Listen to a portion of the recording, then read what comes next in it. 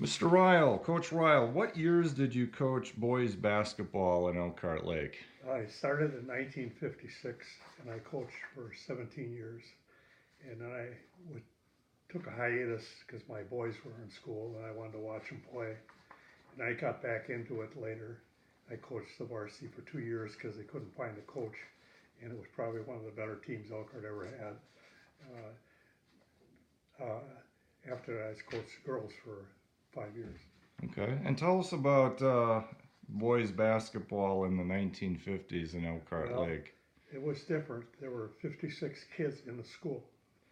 And we had two sports. We had basketball and spring baseball, right? Fall and spring baseball.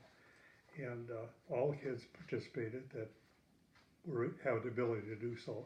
So we had always had a decent turnout of kids, but it was really tough competing, uh, being so small and the other schools all big. Who were the biggest rivals for Elkhart Lake back in those Well, days? they all were.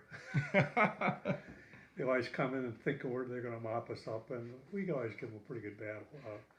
Plymouth was one of the ones because the superintendent was taught at Plymouth, and other than that, Kiel and Sheboygan Falls, Kohler.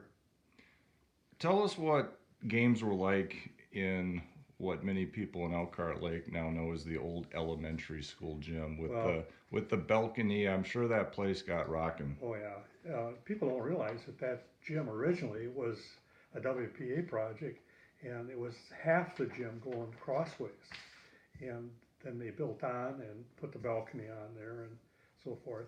But it was just a nice place to play. It was one of the better gyms in the conference actually, and we loved playing there.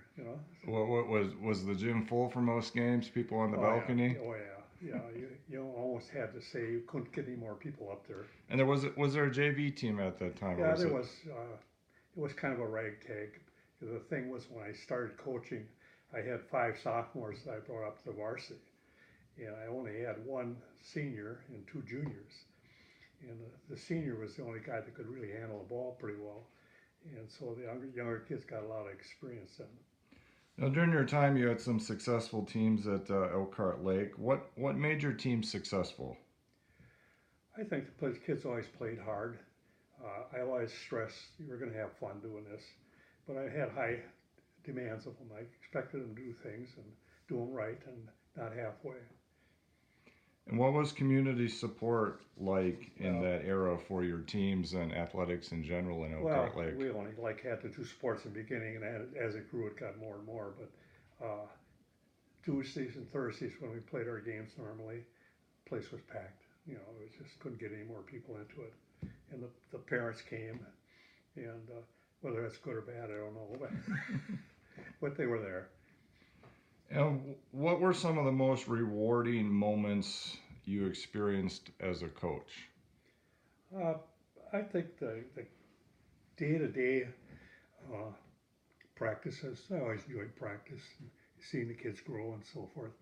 And then there was always the contest itself, the challenge of it. The kids accepted that challenge, and it was always we had rivals that we liked to play. And Who did you like playing the most? well, Howard's Grove because we always beat them. It's But always fun playing a team yeah, you beat yeah, consistently. and they were in a different conference. We were in East Wisconsin, and we ended up playing Plymouth and New Holstein and Kiel and Chilton and Sheboygan Falls, and those are tough games for us because they were all 200 or more kids when I first started, and they got to be 400 or 500 later on. So Elkhart Lake was always usually the smallest Well, team in the conference. Elkhart and Kohler. Cool. And what advice do you have for current resort or basketball players or those coming into the program in the future? What advice do you have for current players or Please. those coming in the Well, future? they're only going to be as good as hard they work. If they're not, they're just going to come in to be a pretty boy and just lolly around. They're not going to do anything. But if they want to be good, they got to work in the off season. You know that. You played 8 hours a day during the summer, and I had other players that did that, and they did it on their own. But to be successful, if you don't do stuff in the off season, the other schools will do it. And those guys are gonna have advantage of you. And if you do it, you're gonna get that advantage back or get it over them. So it makes a big difference.